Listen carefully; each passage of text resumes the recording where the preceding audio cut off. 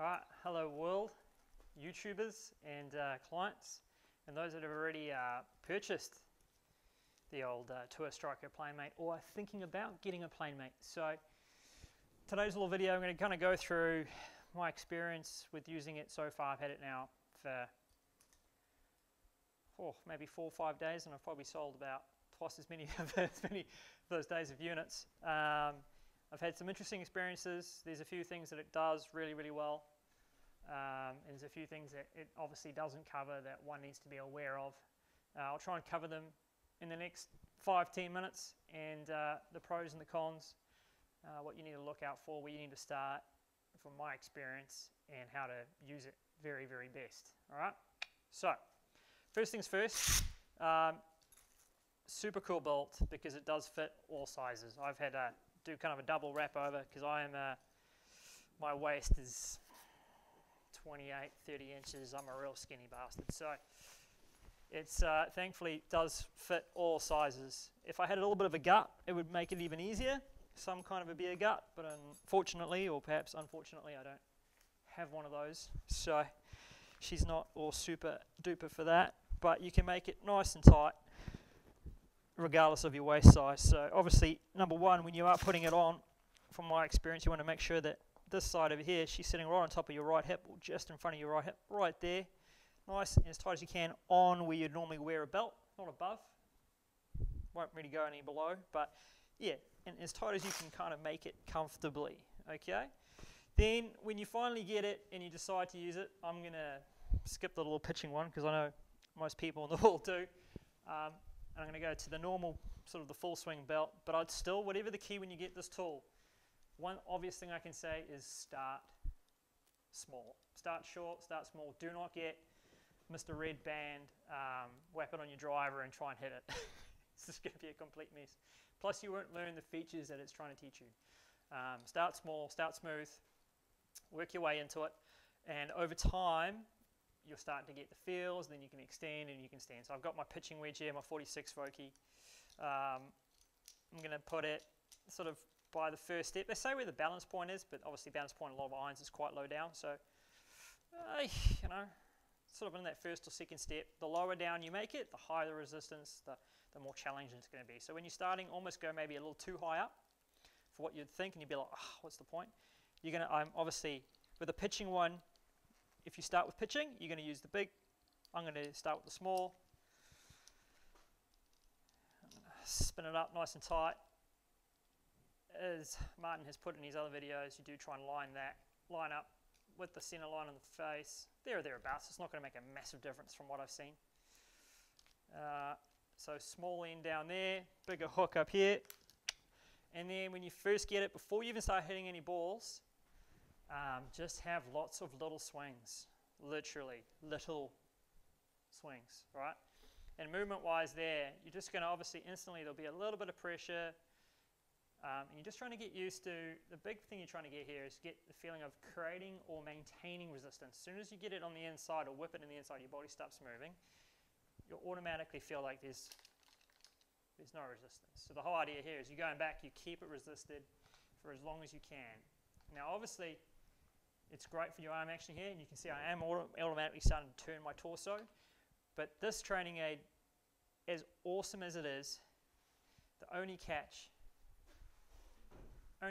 is it doesn't encourage you to pivot. Sure, it encourages you to certainly keep the club out and relax, and then keep the handle ahead. But you've got to remember while you're doing all these movements, not to get stagnant with resist, relax, and then yes, rotate, but you still need to have some element of rotate going back. So both is there, resist here, but you can also allow your hips to rotate away from the club head, sort of internal hip rotation. So this right here is going away from the club head, so you get almost a double resist. And that will get you into the habit of a nice one-piece takeaway with the club turning in front. And that's the number one task, is get to this point here, and it feels like the club there's still a little bit of tension there. You don't want to have no tension just yet. So that's number one, just get used to that feeling. It might take you 5 minutes, might take you 10 minutes, might take you longer. If your tendency is just to stand there and your first move is to whip it inside, you're going to be like, what the hell is the club doing out there? But that's a good, simple one-piece takeaway, right? A little internal hip rotation, club staying out. That's nice. As long as, like I said, be aware of allowing the belt to turn behind you. From there, you can't pick. From there, you can relax and let the band go loose. So that's the relaxed part of it. All right, so we've got the resist, relax, the shallowing of the shaft. You let the weight go. So now, it doesn't really matter how much, certainly when you're starting, how much you relax, but just let it relax. And then from there, the idea from here is to rotate, keeping it relaxed as you go through. And then again, there's actually going to be a little bit of resist, and it's okay to have resist again. So it's kind of resist, relax, rotate. And just do that a lot. From face on, it's going to look a little like this. It's going to be some resist. You can see a nice little internal as well. Relax. As you relax now, because I've done this a few times anyways as a movement, as I'm relaxing, I'm starting to let my hips start to rotate. But when you're learning, just get the resist, relax, and then try and get the rotate part, all right? And it's going to be tricky at first for a lot of golfers that are used to hitting the ground by steepening the shaft. You'll instantly feel very peculiar when you do cast it, and you'll find when you're doing this, if you don't have enough rotation, everything will get tied up in knots, and you'll be like, it feels like a good release, but guess what? That is not what you really want. Ideally, we're just trying to get this feel of, yeah, nice body rotation to square the blade up. And then once you can do that, and only once you can do that, before you even worry about balls, just get used to that. And then once you can do this, and then get used to actually being able to resist, relax, rotate and catch the mat or the grass every time, then you're going to be ready to actually start hitting balls or making a collision with the ball. Because the tricky part for a lot of players, especially guys that just throw their hands at the ball, which is 98% of people that play the game, the tricky part is going to be this consistent intention to try and get the club head back, and it's going to feel very strange getting into that kind of an impact position where you've just allowed the club to relax and you've just turned and hit it with your body. But you can see where it gets you post-impact. It's quite a nice, sexy spot. But just start with little shots again. Just little shots, getting used to some simple movements. And once you get used to the little shot, and I repeat, do not rush this process. You know, you want to hit 40, 50, 60 of those and just get them like that. Just little frozen ropes, only 30, 40 meters, that's 40 odd yards. Just lots of these little ones where you just get used to resist, relax, just getting used to this feeling and rotating through. Once you've got that feel and you know what the hell's going on, then by all stretch of the imagination, you can think about and you can start to extend the swing. But first, master the pitching band or this green band in this little short swing mode. I know it's got 3 bands there and you've got that red one there and it's like, oh, I want to get longer, I want to hit full 7 irons. Don't start there. You're just going to, I don't think you're going to hurt yourself, you're just going to muck it up. All right? And especially just to get used to this feeling here, because that feels quite different for a lot of players. Certainly for me personally, my tendency is to get, I have no problems doing this. My natural golf swing shallows it a lot, but I have a lot of flip in my hands. So when I get used to this turn and finish through here, this feels very unique, but ball flight's pretty pure. So say you've hit, 100 of those, and yes, it's going to take reps. This is not a instantly put it on in my over the top move. It'll feel weird coming over the top and early extending. You'll get feedback instantly. Oh, what the hell's going on here? But you've got to take time to build up those feels of what this feels like. It's going to take so many. As you can see here, I've got to the point now where I'm so used to relax and rotate, I can do it quite simultaneously at almost all at the same movement there, where I'm relaxed and then I'm rotating. So it's great for training that. And as you can see, they're all just going to be kind of little frozen ropes, which is wonderful, isn't it? And it's obviously going to help your pitching, get used to a good strike, but that's where we start. Once you can do that comfortably, I would not magically grab a 7-iron yet. I'd still just keep pitching wedge and slowly start to get to at least a half swing. Yes, this is not the toy to be rushed, all right? You want to be going half swing as and you get to this point here so you can start to feel there'll be a lot of resistance here. Like if I get the shaft ace swinging, it's going to be quite a lot of resistance. So a little bit more resist so you get your arm parallel, relax, automatically you can see it wants to pull me down there. And then rotate through to about a half swing here.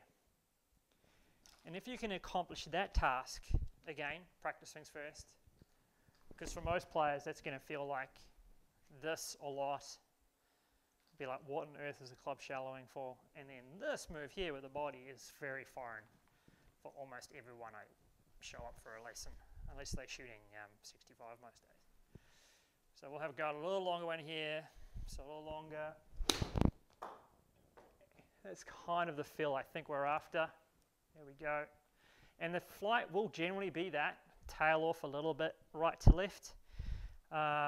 Reason being, well, obviously when it's shallowing, the shaft and the club head's dropping a lot on the inside, which is obviously, club face shouldn't be closed, but the face is going to be open, close to the path, which, if we have some understanding of ball flight laws, will cause the ball to curve to the left.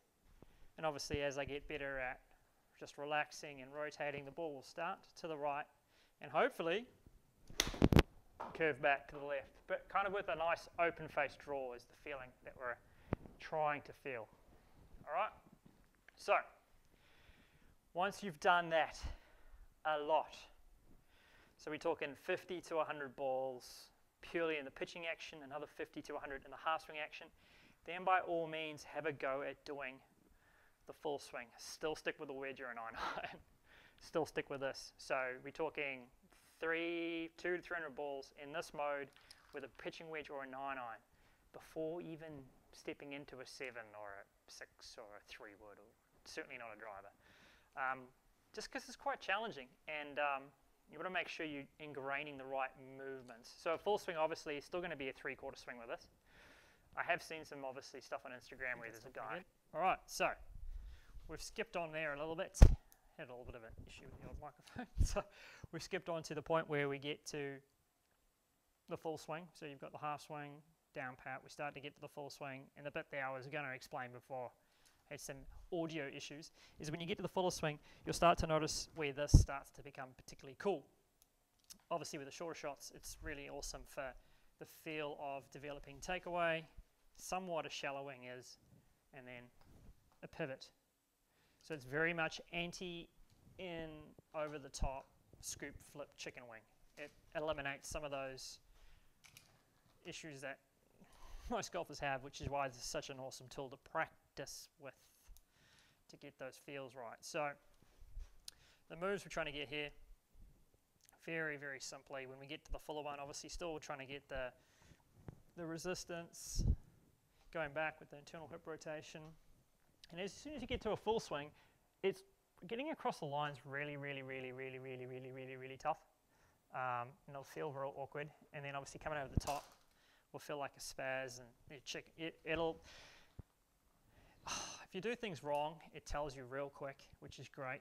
But obviously if you don't have some level of guidance or some level of patience, it could be, you could find yourself chucking in the bin real quick. So that's where you've got to be patient and build your way up. Don't rush into the full swing straight up, otherwise it just won't be a great feedback loop. But if you build up slowly, you'll start to get the feel of what we're after. So here I've got switched up to the 7-iron. Yep.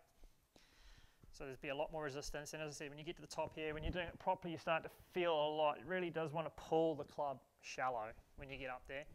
You get up here, you can start to feel as you get higher, the weight, it just wants to make it go that way, which is extreme, but that's the feel we're trying to get, as opposed to then as you change angles, it's nice to shallow it, and then it's going to feel comfortable to pivot.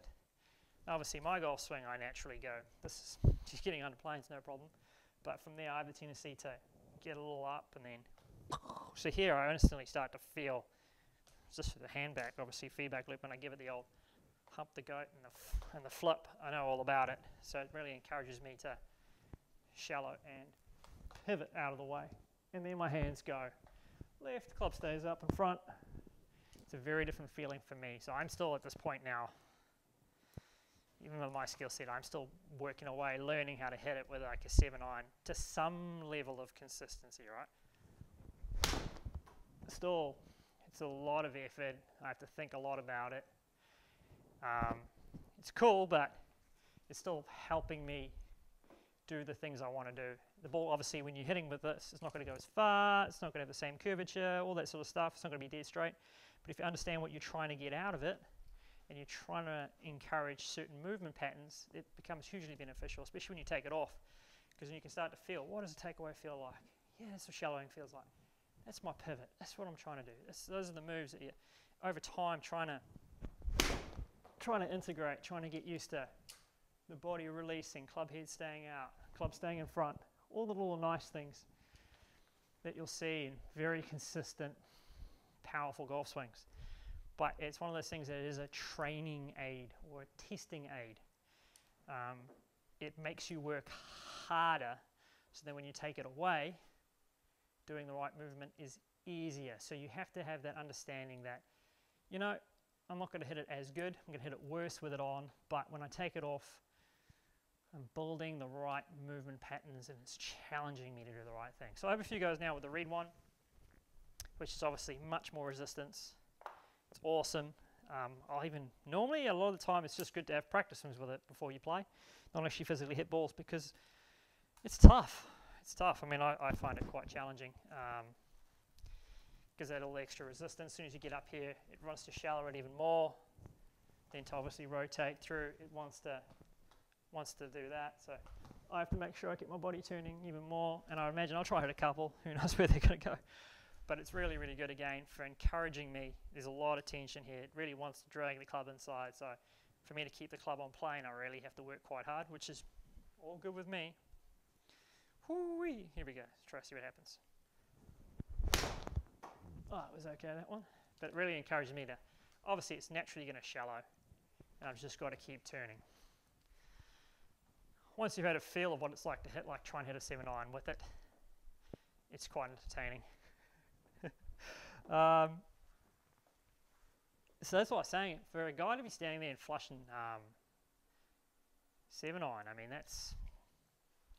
I mean, hitting driver with the reed band is quite impressive. I mean, I might eventually work my way up there, but when you get to this point, we're talking maybe after 400-500 swings with that guy, do not rush into it. First master that. By all means, when you're just practicing, by all means, you can toss this on once you've got the moves. It's great to encourage the rate of learning through increased resistance with the takeaway, the relax, which obviously pulls it in nice and narrow, and then the rotate. I have no problems with practicing those moves till the cows come home. But just please, when you get it, do not strap the reed straight on with a full swing 7-iron or a fairway wood and just try and bash balls with it. Outcome's just going to be not great. But you know, as you get better at it, it is a pretty awesome thing, feel-wise, to get used to it. And then obviously when you whip it off, it's real easy just to, I mean, you can unclip that, or you can have your 6-iron or 7-iron handy to hit a ball in between. You want to do a bit of both. Because I imagine now if I try and hit one normal, I assume the arms are going to be somewhat jellified. So you can obviously leave the belt on and just hit normal shots. It'd be quite funny actually see what the arms feel like. Yeah, it's an amazing feeling without it because there's no resistance all of a sudden. So your arms feel real light. Club feels bizarrely lacking resistance. But it should be interesting. But yeah, instantly my body feels like it's quite happy to rotate a little quicker. Obviously the club shallowing is not a problem, but it just all feels nice and lovely and easy to sync up. So for a player like me that hits draws, if I get my body moving a little bit more efficiently, I'm going to be able to push draw it a bit more efficiently, and it's supposed to have that flip happening. So a little bit more of a delayed kind of feel, which is great. So let's hit one more. yeah, it all feels quite nicely in sync. But you see, obviously, without the bands, you're going to hit it way better. But it's a case of understanding that you're putting yourself through some pain using that tool so that when you get to hitting your normal one, magically you can hit it fantastic. But take the time with it. It works great with obviously other tools, but start small, please, and then work your way up. If you do so, it is without question one of the best tools in the kit. As a student and as a teacher, my goodness, every session now I'm using it, and it is great just to get the player, if he has any issues anywhere, just to get everything in front, shallowing and rotating. If those are your preferences, fantastic. I hope that helped a little bit. I'll probably make a few more of these videos on this particular tool as I experience more with it and teach with it more, as I understand it more. But it's super handy, and yeah, leave any comments below, whack the like behind, below, and yeah, thank you very much for your time.